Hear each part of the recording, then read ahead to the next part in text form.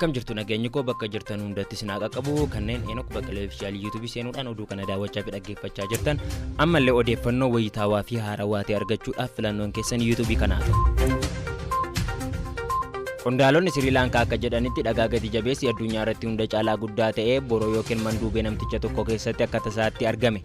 Daldalaan dhagaa gati jabeeyyii tokko akka himetti dhagichi hojjettoota qeesaa keessaati bishaan boollaa yookiin biirii qotaniin ture kan argame. Qe'ee dhagaan kun itti argame naannawaa dhagaa gati jabeeyyiin badhaate Raatnaapuuraa jedhamtu keessatti argama. Ogeeyyiin akka jedhanitti dhagaan gati jabeessi halluu cuquliisaa qabu kun gabaa idil addunyaa irratti doolaara Ameerikaa miliyoona 100 akka baasuu danda'u tilmaamaniiru. Dhagaan kun ulfaatinni isaa kiloogiraama 510tti dhiyaatu kan qabu yoo ta'u yookaan ammoo kaaraatii miliyoona 2.5 yoo ta'u maqaa Seerendefiitii Saafiir jedhu argateera. Namichi boolla qotaa ture dhagaa gati jabeessi salphaatti hin argamne haga tokko argamuu nutti hime. Boodarra akka tasaa waan guddaa isaatti baane jedhe abbaan dhagichaa obbo Gamaajen wayita BBC'tti hime. Namtichi sodaa nageenya isaaf jecha maqaa isaa guutuu fi iddoo itti argamu himachuu hin barbaanne. Obbo Gamaajen dhagaa gati jabeessa kana daldaluun maatii keessaa dhalatoota sadaffaa wayita ta'u dhagichi argamuun qondaaltota biyyattiitti himeera.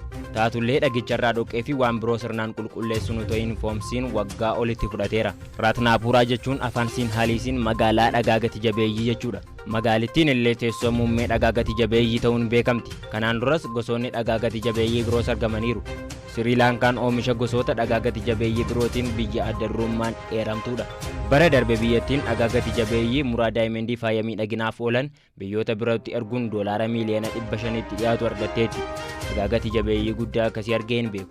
Kan naannoo waggoota miliyoona 400 dura uumamuun isaa hin oolle jedhan Dr. Jaaminii Zoyisaa ogeessi beekamaa waa'ee dhagaa gati jabeeyyii qoratan wayita BBC'tti himan. Ogeeyyiin akka jedhanitti dhagaan argame kun kaaraatii olaanaa qabaatullee dhagaan keessa isaatii argamu hundi qulqullina hagas olaanaa ta'uu dhabuu mala jedhan.